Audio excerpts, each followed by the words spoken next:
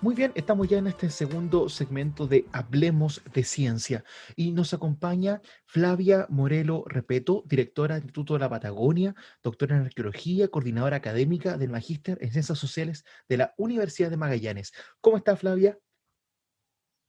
Hola, Javier. Muy bien, gracias por la invitación. Y también nos acompaña Blas Flores Águila, encargado regional de la Subdirección de Pueblos Originarios del Servicio Nacional de Patrimonio, Región de Magallanes y la Antártica Chilena. Blas, ¿cómo estás? Hola Javier, buenas tardes. Muy bien. Bueno, gusto verles en este tiempo que es bueno saber que estamos bien y queremos comenzar a conversar sobre, en primer orden, el rol de las ciencias sociales y el conocimiento que nos aportan sobre las culturas en los territorios. Y hay una pregunta que conversamos en el primer bloque sobre esta educación que se genera en un primer momento como de tener una visión de los pueblos indígenas, pueblos originarios como una pieza de museo, como algo que pasó, que algo que ya está, que estuvo, que no está hoy. ¿Cómo las ciencias sociales nos han aportado primero a tener un conocimiento y segundo a poder separar esta visión del pasado con el presente? Flavia. Bueno, para comenzar, creo que lamentablemente es esa visión un poco rígida, estática del pasado, ¿no? Y de lo que son las comunidades indígenas, en Chile particularmente, se debe a las ciencias sociales, que se digamos, al ir avanzando en su gesta, ¿no? Las ciencias sociales, igual que casi todas las ciencias, se desarrollan a finales del siglo XIX y tienen un desarrollo muy variado a lo largo del siglo XX y continúan en una dinámica de constante reevaluación, autocrítica, y en ese sentido, por ejemplo, la antropología, que es una de las ciencias sociales que incluye varias áreas como la arqueología, la lingüística antropológica, la antropología física, está muy relacionada en sus inicios, su desarrollo, con el colonialismo, lo que es un poco, un poco contradictorio, ¿no? Porque actualmente, más que estudiar esa diversidad humana para saber cómo dominarla, podríamos resumirla en un sistema así, o por curiosidad, ¿no? Esta diversidad exótica, etcétera, que era muy común a finales del siglo XIX y principios del XX, ha pasado también a desarrollar toda una línea que busca justamente apoyar las nociones de que somos todos iguales, independientes de que seamos diversos en múltiples aspectos. Entonces, en ese sentido, han habido muchos desarrollos desde de las ciencias sociales y no es lo mismo pensar en su situación actual que hace, no sé, 50 años atrás. Blas. Sí, en ese sentido, bueno, yo soy como tú bien decías, yo soy de formación asistente social. Nosotros vemos las ciencias sociales y las disciplinas sociales, las vemos más como una herramienta que como un fin en sí mismo. Nosotros trabajamos más que nada con la aplicación de estas teorías. Y en ese sentido, claro, cuando uno se empieza a acercar al tema de los pueblos originarios, las primeras fuentes que tiene son precisamente descripciones etnográficas, antropológicas de estas poblaciones que, como muy bien dice Flavia, son exóticas, extrañas y que llaman mucho la atención en otras latitudes del planeta. Entonces, claro, esta visión de que son como parte de museo, yo creo que es una visión que primero está en retirada, precisamente porque las comunidades están vivas, porque las culturas están vivas, y segundo, porque efectivamente se asocia a esa visión también hechos que pueden ser catalogados de inmorales. O sea, efectivamente hubo explotación, hubo malos tratos, hubo aprovechamiento. También hay que entender que estamos hablando de otros temas, de otros tiempos, ¿ya? De otra época, en que aquellas consideraciones morales también tenían otro rango. Pensemos que en algún momento se discutía si las personas de los pueblos originarios de este continente tenían alma o no, si eran seres humanos o no. Entonces, a partir de esas consideraciones, los estudios y las descripciones que se hacen son ajustados a la época. Hoy día, también los estudios y consideraciones que se hacen se ajustan a nuestra época en que vivimos con mayor conciencia de derecho, entendiendo que todos somos personas y que vivimos en una diversidad de culturas y posturas frente a la vida. Gracias, Blas. Gracias, Sí. Flavia. Flavia, por favor. Sí, no, agregar que lo interesante es justamente cómo las ciencias sociales, y como toda la ciencia en realidad, lo que se publicó hace 50 años, hace 80, o hace 10 o 15, se va reevaluando, ¿no? Es autocrítica en ese sentido. Y por lo mismo, la construcción clásica que realizaron los etnógrafos, ¿no? Principalmente en la primera mitad del siglo XX, sobre las etnias australes, por ejemplo, de Nueva Patagonia, ya se han hecho muchos estudios sobre cómo eso es una visión manipulada, ¿no? Claro, hay registros de datos, es como la historia, ¿no? Los datos que están escritos, así los datos que surgen de las entrevistas de los etnógrafos, de esas fotografías en blanco y negro, se van reevaluando y también se va reevaluando el que generó ese conocimiento o que lo plasmó en una publicación. Por lo tanto, hay estudios sobre los científicos que van aportando este conocimiento. Entonces, esa es la gracia y la complejidad también en las ciencias sociales, que no tiene una metodología tan clara tal vez como la física o la química, donde tienen todo que pueden reproducirlo en el laboratorio. No, esto es mucho más complejo, pero son datos que se van generando y que se pueden ir reinterpretando, ¿no? La misma información se va retrabajando y se va generando nuevo conocimiento a partir de eso, sobre qué es lo indígena en realidad.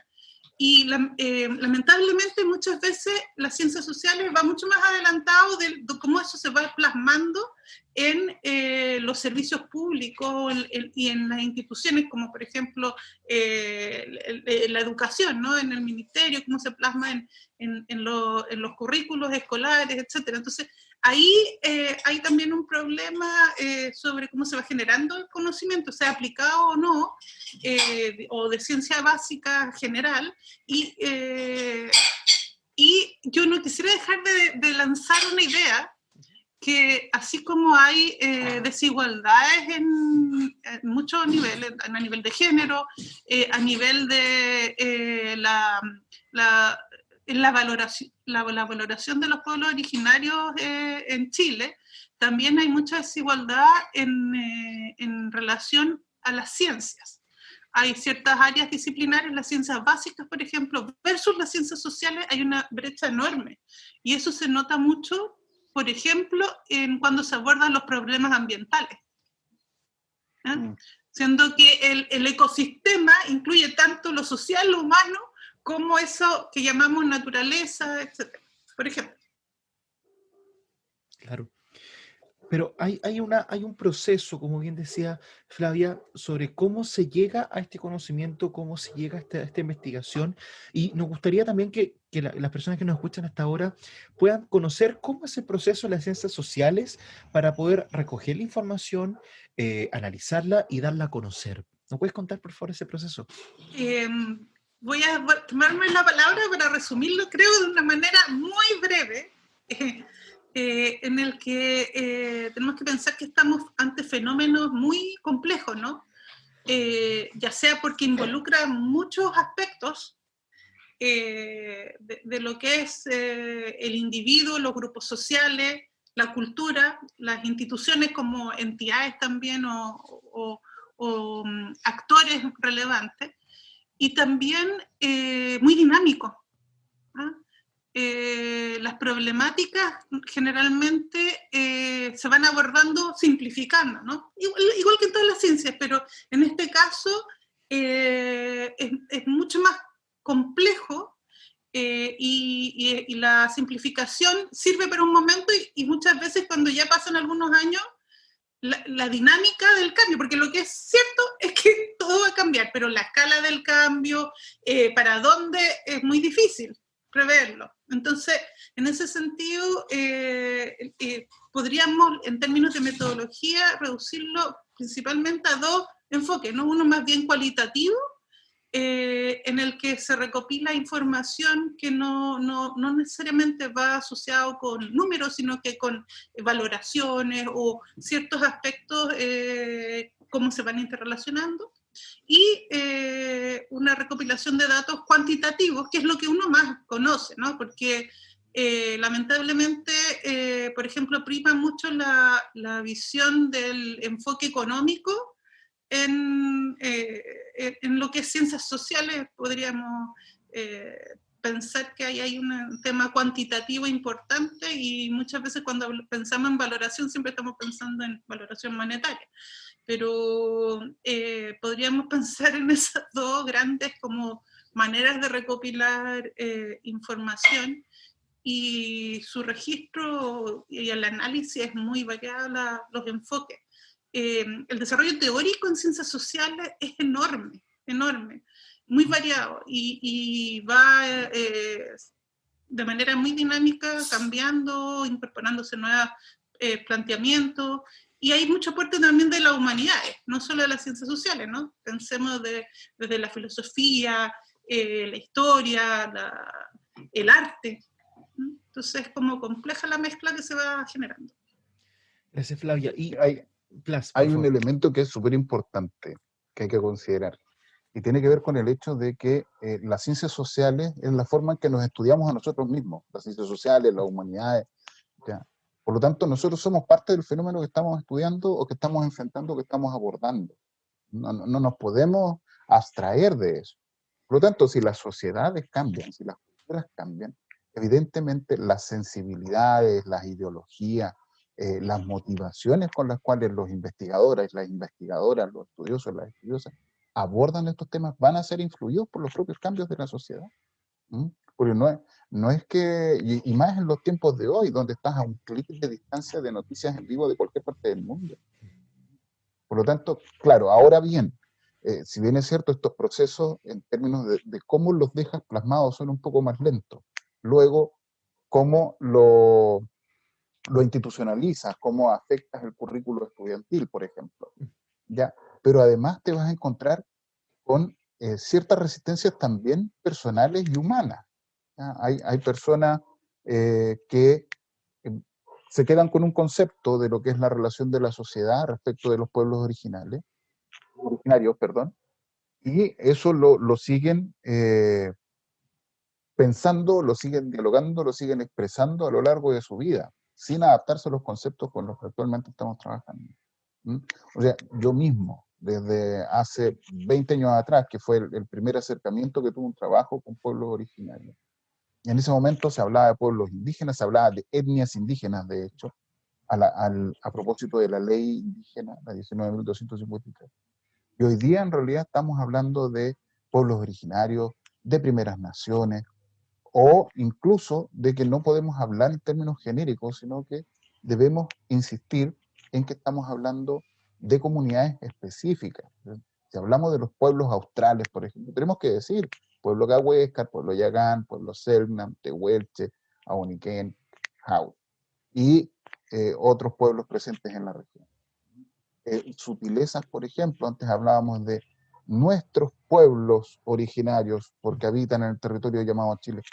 Hoy día no, porque efectivamente eso implica un resabio de propiedad Sí. respecto de las personas que integran esos pueblos. Entonces, son los pueblos que habitan en Chile, porque además hay una voluntad de seguir habitando en Chile.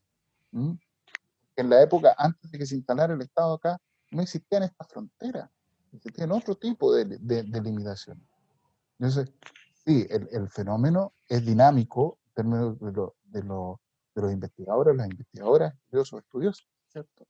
Es menos dinámico en la institucionalización y es aún más complejo en términos individuales el tener que ir conversando, el tener que ir convenciendo a cada persona que está alrededor nuestro de que las cosas han cambiado, de que los conceptos son otros.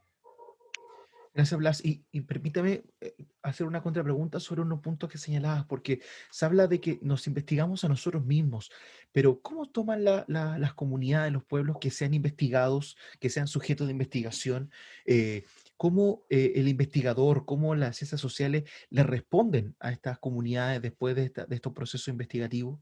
Partir de la base de que hoy día tienes muchos eh, estudiosos y estudiosas que son integrantes de estos mismos pueblos, ¿ya? Que provienen de esta misma cultura. Luego, tienes que efectivamente hoy día hay ciertas prácticas o ciertos protocolos que permiten que las comunidades se manifiesten y te digan si quieren trabajar contigo o no. ¿Mm? No es que tú vengas con un título profesional y con una tesis y les digas, vengo a hacer esto, y ellos te van a entregar toda la información. Tú tienes que ir a preguntar, ¿ya? Estás visitando su casa, estás interviniendo en su intimidad. Por lo tanto, hay una relación de respeto y de horizontalidad que hace 40, 50 años atrás no existía. Ese es el primer detalle. Hoy día cambia el enfoque de la investigación respecto a lo que ocurría antes. Porque efectivamente hay una reacción sobre lo que se hacía antes. Eso por mi parte. Flavia, yo sé que tu perspectiva Sí, es mucho más he amplia. trabajado en muchos proyectos de investigación financiados por el gobierno de Chile, el antiguo CONICYT, actualmente ANID, y efectivamente sucede lo que dice Blas. Hay que recordar que, por suerte, tanto a nivel de las ciencias en general como en las ciencias sociales, se ha desarrollado una serie de criterios que deben cumplir los investigadores y los proyectos, criterios éticos, ¿no? Hay certificaciones, hay resguardo. En ese sentido, hace ya varios años que está funcionando el Comité de Ética Científico de la Universidad de Magallanes, que debe velar por todas las investigaciones que trabajan con personas. Por lo tanto, desde los proyectos de medicina hasta los de antropología, sociología, trabajo social. En ese sentido hay cierto resguardo que tiene que ver justamente con los derechos y que las personas participen en las investigaciones sabiendo, digamos, en qué es lo que van a aportar, hasta dónde van a aportar y también si es que hay algún tipo de factor, ya sea positivo o negativo, que pudiera generarse investigación, en qué los va a beneficiar o los podría perjudicar. Pensemos en las investigaciones médicas, pero eso es otro tema, ¿no? Eso por un lado. Y por otro lado, nosotros por lo menos en antropología y en lo que desarrollamos al amparo de la Universidad de Magallanes, muchas veces las investigaciones implican una suerte de diálogo en que se recopila información, se sintetiza, después se plantea algo de vuelta, las mismas personas que tal vez fueron entrevistadas o participaron de algún tipo de actividad vuelven a retroalimentar, pero también una vez que sale publicado algo, está siempre la conciencia del investigador o del científico que tiene que llevarlo a las comunidades, sea las mismas donde realizó esa investigación, pero también a nivel regional, nacional, internacional, etc.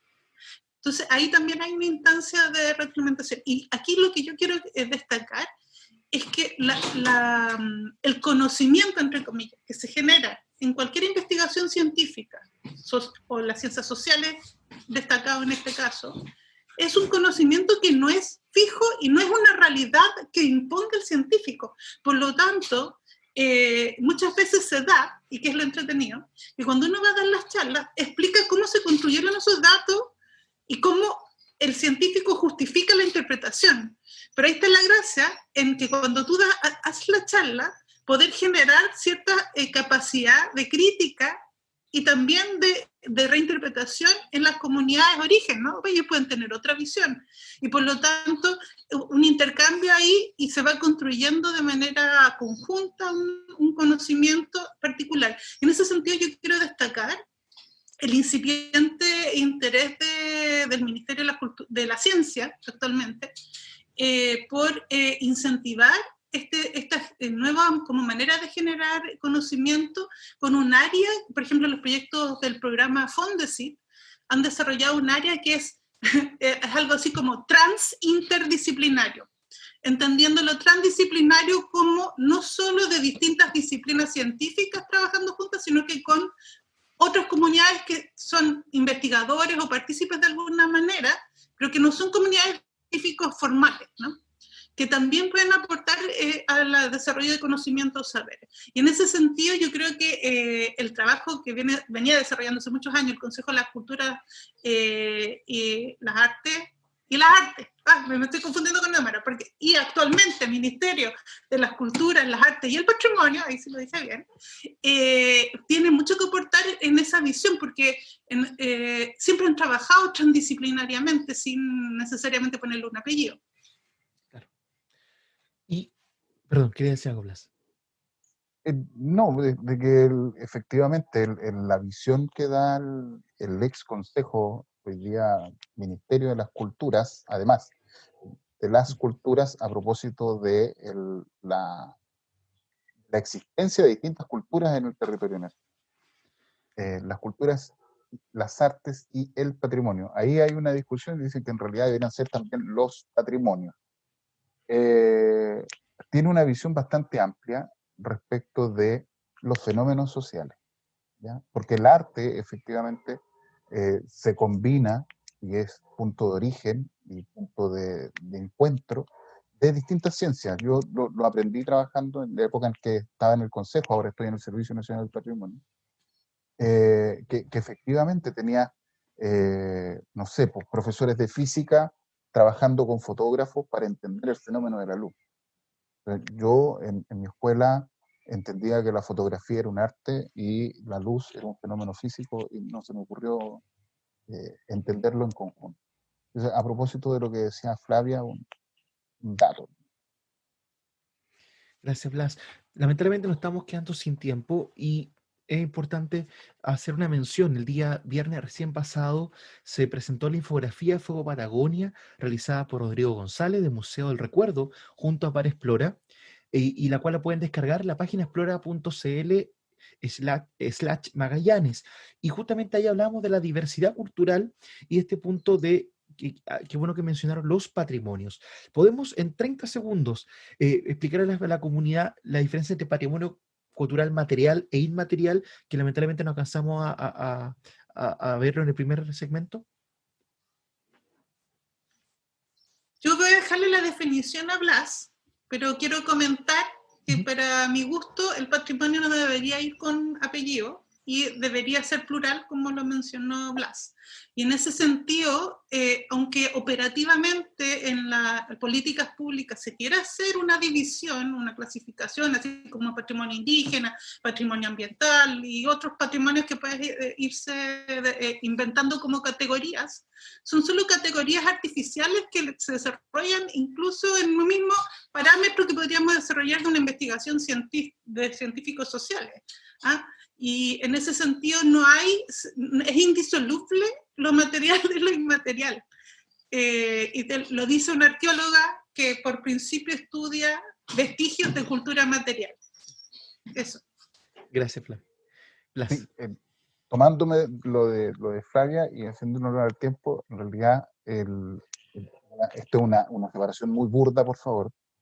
El patrimonio material lo vamos a entender como lo monumental, ¿ya? Lo arquitectónico y los restos arqueológicos o paleontológicos, ¿ya? Porque es algo que tú estudias físicamente y en eso físico puedes encontrar algunos elementos que permiten generar cierto grado de identidad a un grupo. ¿Ya? Tiene que ver con la historia, pero principalmente yo me quedo con eso, porque el patrimonio es un elemento identitario. Por otro lado, lo inmaterial tiene que ver con los significados, ¿ya?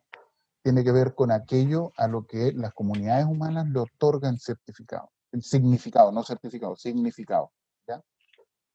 Ahora bien, es imposible pensar en el patrimonio material sin un aspecto inmaterial que tiene que ver con este cariño, con este significado que le otorgamos como sociedad. Y es imposible pensar en un patrimonio inmaterial sin una materialidad. Por ejemplo, la cestería Yagán, la carpintería Rivera, que son dos elementos de acá de la región, porque si no vemos una embarcación construida, no vemos cómo se refleja la técnica, que es el patrimonio inmaterial, ¿no? La técnica de construcción de embarcaciones. La técnica de tejido de la cestería es el patrimonio inmaterial, pero si no vemos el tejido materialmente construido, no lo podemos considerar como patrimonio. Entonces, es una división arbitraria y tiene que ver con las prioridades, entre comillas, que le dan algunos estudiosos a aspectos de los patrimonios entre los cuales nosotros vivimos. Gracias, Blas. Y en nombre del Par Explora Magallanes, quiero agradecer a Blas Flores Águila y Flavia Morelo Repeto, así como también a nuestras invitadas del primer segmento, a Margarita y Felicia, que pudieron estar en este programa Hablemos de Ciencia, su cuarta edición, hablando sobre patrimonio, pueblos indígenas, pueblos originarios, que es el concepto que hay que empezar a acuñar con mayor fuerza, y también de la apropiación y apreciación, perdón, cultural. La invitación es para este viernes, la última lámina aparece en la prensa austral y al próximo jueves encontrarnos nuevamente en Hablemos de Ciencia.